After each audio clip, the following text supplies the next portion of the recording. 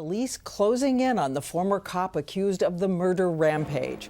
Christopher Dorner exchanging fire with SWAT teams.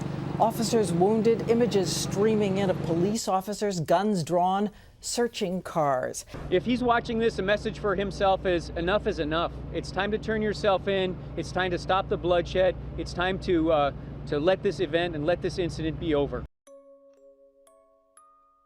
Christopher Jordan Dorner, a Los Angeles police officer born June 4th, 1979, born in New York and grew up in Southern California. Christopher was said to be the only African American at his school from 1st grade to 7th grade, and he had gotten into fights due to his race. A little later on in life, Christopher would decide his calling was to go on to be a police officer, and went on to join a youth program offered at the police department in Orange County.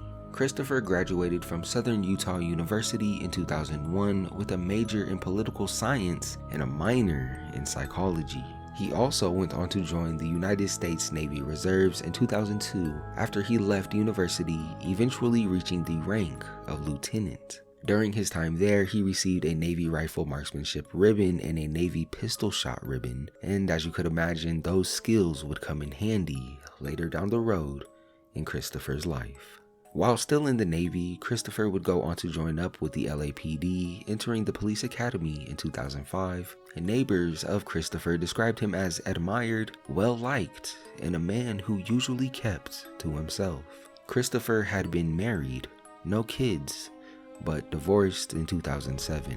In July of 2007, Christopher, as he was still in his probationary period with a training officer by the name of Teresa Evans, they were called to the Doubletree Hotel after a report of a disturbance. Now, Teresa apparently didn't think much of Christopher's police work. She thought he was a bit sloppy due to him accidentally shooting himself in the hand during his time at the academy. He once told her that the LAPD had discriminated against him as a black man and he intended to sue. When they arrived at the Doubletree Hotel, the offender in question was a man by the name of Christopher Gettler, who apparently suffered from mental health issues. They arrested him and that was that. Not really though. After Teresa told Christopher he needed to improve his police work, Christopher would then file a complaint against Teresa Evans for kicking Christopher Gettler during the arrest after Gettler had already been tased and had given up resisting. The LAPD would open up an investigation, but the one thing that really didn't go well for Christopher was the fact that he waited a couple of weeks after the fact to report the incidents, which kinda made it seem like he was saying this out of spite of Teresa Evans. Now, Christopher was a guy you could say kept a mental list of every person who crossed him or wronged him in any sort of way, and he was someone who believed heavily in revenge. 3 hotel employees who witnessed most of the incident were then interviewed by LAPD detectives, and they claimed they didn't see the training officer, Teresa Evans. They say he was brought to the police station and given medical treatment for injuries on his face, but at the time did not mention that he was kicked by the arresting officers. However, later on, Gettler would go on to mention that he was kicked. Kinda. What I mean by that is Gettler would later go on to tell his father that he was kicked by the officer, and during an interview with Christopher's attorney, he again mentioned that he was. Being interviewed and tape recorded with his permission is Christopher Gettler. Is that correct, Chris? Yeah. Okay. Now, I want to ask you about the police contact that you had with the at the Doubletree Hotel. Do you remember that? Yeah. Okay. Do you remember being taken into custody by the police? Uh-huh. Okay. Do you remember whether there was a struggle? Mm-hmm. And during that struggle, were you kicked in the face? Mm-hmm. You have to say yes or no. Yes. Okay. And do you remember how many times you were kicked in the face? Once. Okay. And do you remember where you were kicked in the face? Right here. Okay. And do you remember who kicked you in the face? An officer. Do you remember what sex? Was it a male or female? was female. However, when Gettler testified at Christopher's disciplinary hearing, his responses to questioning were described as generally incoherent and non-responsive. So it is kind of hard to tell if he actually was kicked by Teresa or if this incident ever even happened. So yeah, let's move on. The investigation decided that there was no kicking and that Christopher had lied, and in 2008 he was fired from the police service. Fired for what they say were false statements. He would go on to appeal this, but that got nowhere. Essentially, it was a he said, she said, and the police department stuck with the training officer over the probie. After this, Christopher would find himself in a deep depression. He was at his home in Las Vegas, isolated from family, cut off from friends, with nothing to do. An ex-girlfriend posted a warning on the website don'tdatehimgirl.com, warning other women that if they value their sanity, to stay away from Christopher. She described him as super paranoid and always thinking someone was out to get him. As you can imagine, if Christopher was this type of person, him getting fired from the police department for what they said to be false statements would only fuel that characteristic. Everything began on February 1st, 2013. Anderson Cooper, of all people, would receive a package at the CNN office that described Christopher's entire case against the LAPD. Do it, do it.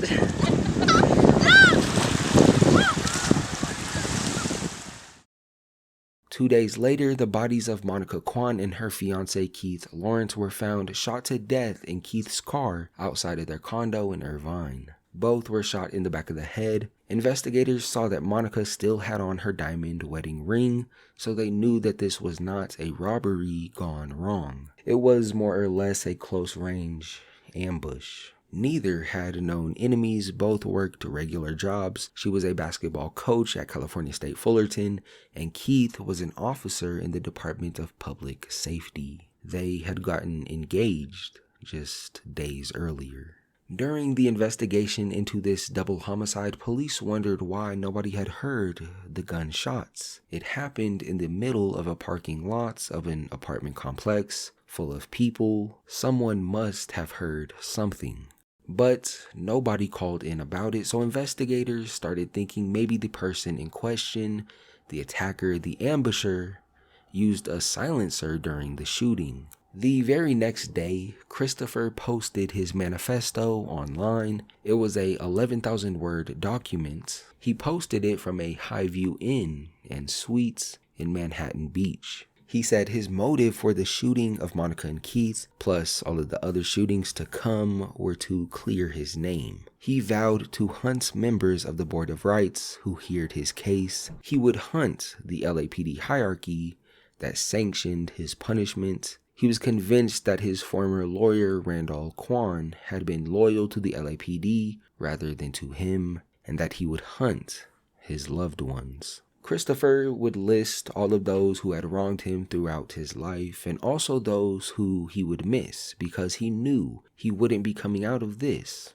alive. He would miss friends, colleagues, the fact that he wouldn't get to see The Hangover Part 3, missed a bullet with that one. He also mentioned he would miss Joe Biden, Hillary Clinton, Chris Christie, George H.W. Bush, General Petraeus, Tim Tebow, Bill Cosby, Anthony Bourdain, and Charlie Sheen, amongst others. Within his manifesto, he named a ton of police officers that were on his list of enemies, essentially just declaring war on the LAPD.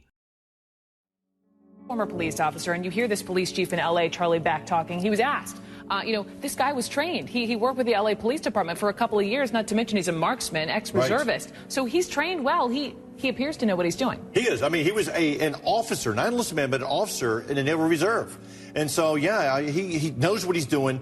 He knows weapons. He's a rifle marksman, pistol marksman in the reserves. He's been very well trained. You know, LAPD, some of the best trained officers in the country. He was there from 2005 to 2008. And I tell you, this manifesto It scares the hell out of me. Let's get to it. We have a couple chunks. I want to just read this first one here. Quote, you better have all your officers, radio, phone muster on or off duty every hour on the hour. You may have the resources and manpower, but you are reactive and predictable. Goes on. I have the strength and benefits of being unpredictable, unconventional, and unforgiving. On the 5th of February, Christopher checked into the naval base in San Diego. He was named a prime suspect in the double homicide on the 6th of February, which he would then leave immediately after. He skipped the mandatory checkout procedure, probably because he knew things were starting to get a little hot. Christopher would go on to try to steal a boat in San Diego, telling the 81-year-old owner, Carla, while pointing a gun at her, "Madam, I don't want to kill you, but you are going to take me to Mexico." However, Christopher, not knowing anything about boats or sailing, threw the rope that moored the boat into the water instead of onto the dock, and the rope became entangled in the propeller, essentially sabotaging his escape plans to Mexico. After realizing what he had done, Christopher tied up the boat owner, Carla, stole her phone, and then vanished. On the 7th of February, 2 LAPD officers were driving at 1 a.m. to a protection detail for one of the officers named in Christopher's manifesto. They were stopped by a man named Lee McDaniel. He told the officers that he had seen a guy who looked just like Christopher Dorner at a nearby gas station.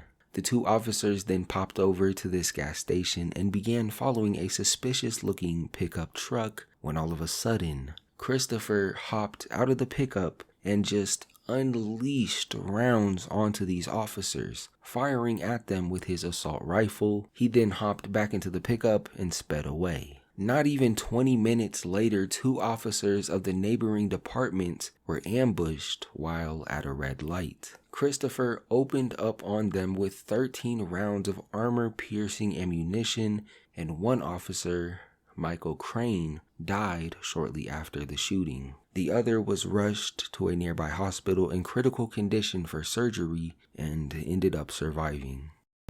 Ambushed. Was there any intelligence? Was there any warning, given that the LAPD was looking for this suspect? Did those officers in that car last night on their patrol have any idea that there was a chance this suspect might do something like yes, that? That they should be on extra alert. Yesterday evening, the information was disseminated by the LAPD via the FBI's JRIC, the Joint Regional Intelligence Center.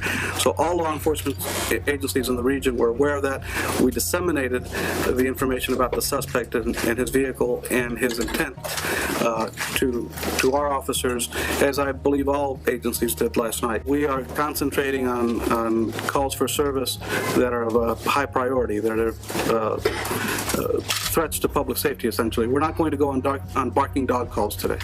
We saw at some of the perimeter of the scenes that officers from all different sort of agencies were carrying shotguns and rifles. I mean, how on edge are officers? I mean, they're being targeted, so how on edge will they be? Well, I don't know that anybody's on edge, but certainly officers are prepared, officers are alert. This is a somewhat unprecedented, or at least a very rare occurrence for us, where you have a trained and heavily armed person who is hunting for police officers. As you can imagine, Los Angeles turned into a war zone while this was happening. Not once, but twice, police shot at people they thought to be Christopher Dorner. That's how paranoid these cops were. Just to go back a little bit, this has left cops so jittery in the area, and there was actually a shooting that was based on mistaken identity. Cops thought that they had this guy, and that resulted in a shooting. Can you tell us a little bit more about that? Yes, Ryan, what happened was we were talking about those security details. Well, in Torrance, California, in the Los Angeles area, the police were on watch for one of the men mentioned in the list. A truck pulled up. They suspected for a moment that this was the vehicle belonging to Dorner. Basically, they opened fire. They hit 2 newspaper delivery man was hit in the hand. The other one was okay. And they opened fire on another vehicle in Torrance. No incident, no injuries there, but an innocent victim, all of this, as police were indeed on very high alert, Ryan. At 8:30 a.m. on February 7th, Christopher's burnt-up truck was found 80 miles away from Los Angeles in Big Bear Lake. Inside the truck, police found 2 bump stocks for 2 AR-15 assault rifles, a charred portion of a Glock handgun, the burnt remains of a tent, a survival knife, and a camping stove. Scattered all throughout the truck were hundreds of high-caliber rounds that had exploded in the fire, and Christopher had escaped into the mountains. Authorities would later go on to offer a $1 million reward for any information leading to the capture of Christopher Dorner, but he wouldn't be captured. They'd never take Christopher alive. Good morning, Dan, from snowy Southern California. Bad weather here has made it tough on the search efforts. Authorities had to call their troops off the mountain last night, but they are out there in force first thing this morning. So far, though, the only fresh glimpse of the fugitive were new pictures taken 2 weeks ago. Surveillance cameras captured these images of Christopher Dorner. The trouble is, they were taken 2 weeks ago in Orange County, not far from where Monica Kwan and her fiancé Keith Lawrence were murdered last Sunday. The last photos taken of Dorner before he disappeared. Signs like these, armed and dangerous, are on every freeway here, but so far no one has spotted him. Near blizzard conditions here in Big Bear Lake haven't helped. No eye in the sky, for one thing. In this weather, the helicopters can't fly. On the ground, not much better. We're going to continue searching until either we discover that he left the mountain or we find him, one of the two. 5 days after Christopher's truck was found, Jim and Karen Reynolds would stumble upon him hiding out in a cabin. Christopher tied them up, and when he left, they called 911. Stealing their car, a chase by police would quickly begin. He managed to evade them, but crashed the car. Then, San Bernardino Sheriff Department deputies responded to a report of a carjacking of a truck at 12:20 p.m. and began looking for the vehicle on the ground and from the air. Thankfully, the truck owner was not harmed. I could tell it was Mr. Dorner. He came out of the snow at me with his rifle pointed at me. I wasn't going very fast, so I stopped, put my truck in park, put my hands up, and he came up and he said, "I don't want to hurt you. Just get out of your truck and start walking and take your dog."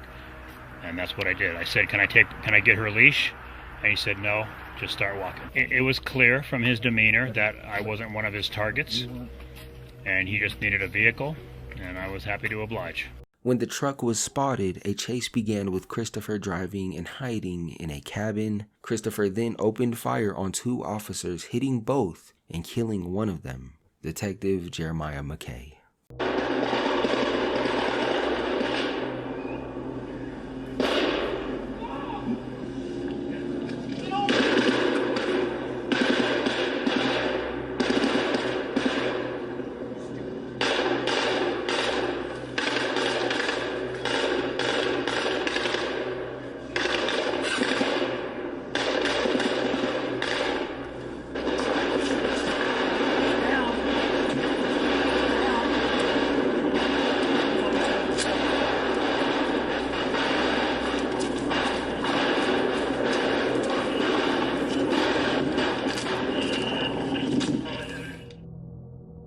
Christopher, knowing his time was up, then barricaded himself inside of the cabin while it was surrounded by police. They initially attempted to force Christopher out of the cabin by throwing tear gas. When he didn't respond, police then used a demolition vehicle to knock down most of the walls of the cabin. They then shot pyrotechnic tear gas canisters into the cabin, which then resulted in the cabin catching on fire. Shortly after, a single gunshot was heard from the inside of the cabin, and it continued to burn all throughout the night, with no sign of Christopher ever leaving. The next day, investigators found Christopher's charred remains. Before we put that pyrotechnic chemical agent in, we made numerous PA announcements identifying him by name, asking him to surrender, telling him who we were, and asking him to come out. And then the pyrotechnic chemical agent was inserted. Numerous assault weapons were recovered, as well as numerous semi-automatic handguns, one of which is a sniper rifle, a bolt-action .308 caliber, which is considered a very dangerous and high-powered weapon. During the autopsy yesterday, The doctor who conducted the process concluded that the cause of death was a single gunshot wound to the head. We are not at this point ready to speak about the manner of death and tell you whether or not that it was as a result of a self-inflicted wound or another round. We will tell you that while we are still compiling the information and putting our reports together, the information that we have right now seems to indicate that the wound that took Christopher Dorner's life was self-inflicted. Christopher's crusade achieved what he wanted. Kinda. On Facebook, pages popped up praising Christopher Dorner as a folk hero who would dare to defy law enforcement establishments. LAPD was prosecutor, judge, jury, and executioner yesterday. They burned him alive. Apparently, burning people alive is now considered appropriate behavior for the police. From the very beginning, Dorner had found plenty of sympathizers. I just want to start off by saying that I perfectly support 100% what Chris Dorner is doing. I read this manifesto, and I believe him. On Facebook, more than 18,000 likes for a page titled, "We Stand with Christopher Dorner." On Instagram, the rapper Ab Soul spoke for many when he said this about Dorner's rampage. "This was a necessary evil. God bless you, sir." People like anti-heroes, and we have a history of rooting for everybody from Bonnie and Clyde and Butch Cassidy. USC professor Karen North studies the intersection of psychology and social media. One of the things that social media has allowed us to do is to join conversations and not be as accountable for our opinions. Christopher portrayed the LAPD as a hot pot of racism, and he was the vigilante exposing the corruption of the police. However, he wasn't. He was a murderer, and whatever wrongs had been done to Christopher, justified or unjustified, his revenge wasn't worth it. 4 people died in the process, 2 of which were completely innocent civilians. It made me realize you are my winning lotto ticket. You're my best friend, you're my girlfriend, and I've had you all this time, so it's about time to cash you in. I'm worth a million. You're worth Billion. more than a million billion. So, What in the world? You do Monica, Lisa Kwan, Mm-hmm. Yeah. Open the box. would you marry me? Yeah. Christopher was a cold-blooded killer with some serious behavioral problems and a legitimate, maybe, gripe for the Los Angeles Police Department. During the course of the manhunt, the LAPD decided to review the Christopher Dorner firing. The conclusion was the same. He had told a lie about his training officer, and his badge had been properly stripped. And so that ends the story of Christopher Dorner. Thank you all for watching. I will see you real soon in the next video. Take care of yourselves out there, and good night.